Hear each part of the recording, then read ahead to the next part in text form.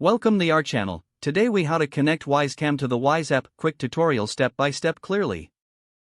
Start by ensuring your Wyze Cam is powered on and within range of your Wi-Fi network.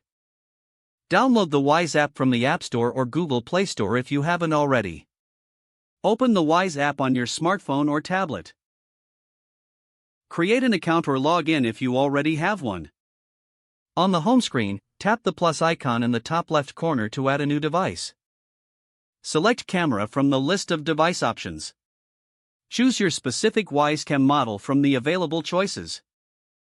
Follow the on-screen prompts to prepare your camera for setup. When prompted, press the Setup button on the camera until you hear a voice prompt. The camera will announce that it is ready to connect.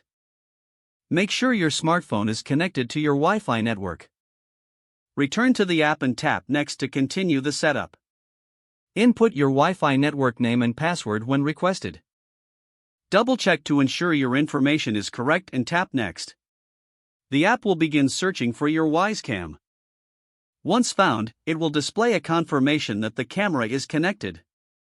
You can now customize your camera settings as desired. Give your camera a name that will help you easily identify it. After naming, tap Next to finalize the setup. Your Wyze Cam is now connected and ready for use. If the page does not load, refresh the browser or try again in a private or incognito window. Make sure you are using the correct email address, then retype it carefully to avoid small typos. If your password is not accepted, use the reset option and create a new strong password you can remember.